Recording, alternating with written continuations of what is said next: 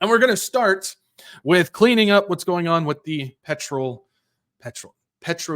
news that I was unfortunately fooled about, and I apologize for that. So let's go ahead and clean this up. And yeah, we're going to go ahead and do this. So there was, if you guys aren't aware, there was a huge story going around where it broke about this 50-year petrodollar agreement between Saudi Arabia and the United States ending. Saudi Arabia did not renew it, and that would be incorrect information, but it's not black and white. There's agreements between Saudi Arabia and the United States. There was some stuff when it comes to using the dollar for oil trades and bonds, but it's not some agreement like we were led to believe, or at least I was led to believe. So let's go ahead and get into this. And this is coming from a guy by the name of Paul Donovan over at UBS, and he posted some updates regarding this. And we can see it says Google Trends is reporting an astonishing spike in surges for petrodollar in the last 2 weeks to the highest on record. This is apparently because of a viral story that was on June 9th. Saudi Arabia failed to renew a secret 50-year deal with the U.S. to keep oil priced in dollars. So this was about basically all oil sales from Saudi Arabia has to be with the dollar, which is where the term petrodollar came from, or that's what we're told, or we were told during this ridiculous thing that somehow spiked across everywhere. And some very, very reliable sources, I use like Kitco all the time, even they were fooled by this, which is very surprising. So that's a big doozy. But let's see. It says the U.S. and Saudi Arabia did establish a joint commission for economic cooperation in June 1974, and that's what we were told was the petrodollar agreement. This aim was to help Saudi Arabia spend its sudden glut in dollars on U.S. products. In July of that year, Saudi agreed to invest oil dollars in U.S. treasuries. This was kept confidential until 2016. So that's really what's going on, was the investment in U.S. treasuries. Oil has always traded in non-dollar currencies. In January 2023, Saudi indicated it was happy to negotiate oil sales in other currencies. The possibility changes little for financial markets. Saudi Arabia's, I think this is supposed to be rival, little typo there. Rival remains pegged to the dollar or riyal. Sorry, I'm out of my mind. That's riyal. That's their currency to the dollar, and its stock of financial assets are dollar focused. Sorry, guys. The dollar's reserve status depends on how money is stored, not how transactions are denominated. So this story made it around where this was going to be the final like slam to the dollar being used globally right now, which is not the case. They have been taking it in other currencies, but we do know from news and information that we've seen, because Saudi Arabia does want to slowly start separating from the dollar, even though their own currency is connected to it. For oil trades, they want to increase their sales, and so they're going to be increasing the usage of other currencies, specifically the yuan, Chinese yuan, with that going on. So this was a big one that fooled a lot of people. We thought this was going to be like a big slam to the dollar, which this doesn't change their course for demolishing the dollar. They are on track, depending on how far along. We don't know exactly how far along we are when it comes to their track on trying to destroy the dollar, but we are on track for the dollar to be controlled demolition for what they got going on, even without this fake story that made through. Let's keep going with it, though. Over at Market Watch, it says reports of the petrodollar system demise are fake news. Fake news.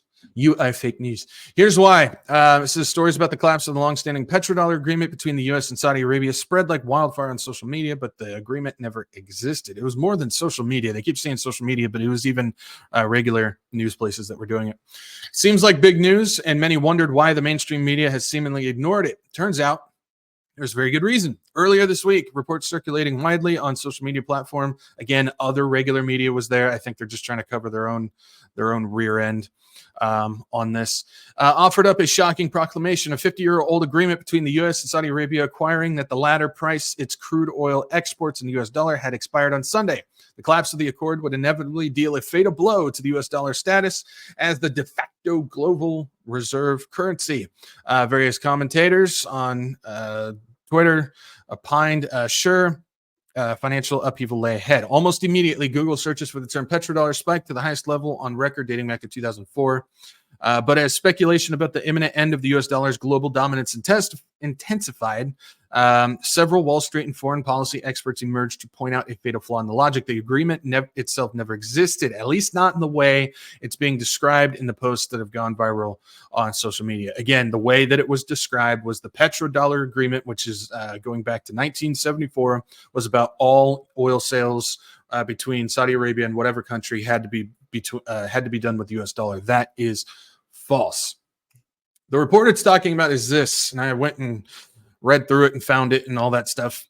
And it's the U.S. Saudi Arabian Joint Commission on Economic Cooperation.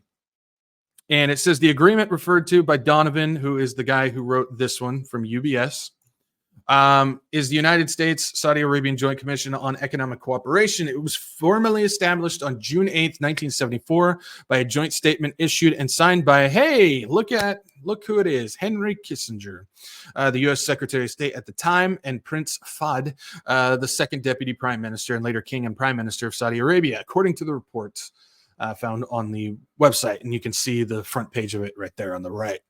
Says the U.S. Saudi Arabian Joint Commission on Economic Cooperation, and highlights the United States Saudi Arabia Joint Commission on Economic Cooperation, established on the heels of the Arab oil embargo and price increases, fosters closer political ties between the two countries through economic cooperation, assists Saudi industrialization and development while recycling petrodollars. Again, they had a huge influx of petrodollars at this time, so they were looking for any way to basically push them into another financial gain aspect. So they started going into U.S. treasuries, and facilitates the flow of Saudi Arabia of American goods, services, and technology. The commission has a system of parallel command in which the United States Secretary of Treasury and the Saudi Minister of Finance and Economy serves as co-chairman and U.S. Assistant Secretary of Treasury for International Affairs and the Saudi Deputy of Finance Service coordinators. So that is the actual agreement that's going on. So the dollar demise is still in effect. We can rapidly see that happening around the world right now. So nothing is changing on that. However, the news about this petrodollar agreement being in fact part of that demise is false. That's what's going on with that. Now, if we keep going, it says, according to Donovan and others who emerged on social media to debunk there's everybody's favorite word, conspiracy theories. It's not really a conspiracy theory. It was just bad news. A formal agreement demanding that Saudi Arabia price its crude oils in dollars never existed. Rather, Saudi Arabia continued accepting other currencies, most notably the British pound for its oil, even after the 1974 agreement. But they, of course, stopped accepting the pound for oil. Later on, perhaps the closest thing to a petrodollar agreement was a secret agreement between the U.S. and Saudi Arabia, reached in 1974, which again we just looked at right there, which promised military aid and equipment in exchange for the kingdom investing billions of dollars of its oil sale proceeds in U.S. treasuries. The existence of this agreement wasn't revealed until 2016. And ultimately, the more important question is, does Saudi Arabia change the currency in which it holds its reserves, which at the moment is the majority dollar? Now, that's what we should be looking at, is are they going to change the holding of its majority reserves? That's a big one, because as we know, their money, the real, is tied to the U.S. dollar as well. We got one last one here. This is coming from Ledger Insights. Fake news: Saudi petrodollar deal with the U.S. ended this month. Says there's a fake petrodollar news story doing the rounds that Saudi Arabia and the U.S. had a 50-year contract in which Saudi agreed to settle all its oil sales in U.S. dollars. Supposedly, this is meant to foreshadow the end of the dollar dominance is good for cryptocurrency prices, except there's no such deal. And you will notice that when if you go back and you watch that live stream where I talked about it, they were pushing the diversity of assets, which included things like Bitcoin. So that's that connection to the cryptocurrency. We'll debunk that in just a second too. So hang on. Says it's tricky to check something that doesn't exist. However, David Wright, an academic who wrote a book on the petrodollar, told us that the deal did not exist. He trolled through declassified records to write his book. Like all effective fake news stories, some aspects have slivers of truth. For example, Saudi Arabia has indeed joined Enbridge. That is real information. We got that straight from the BIZ's or Bank for International Settlements website. So that is true.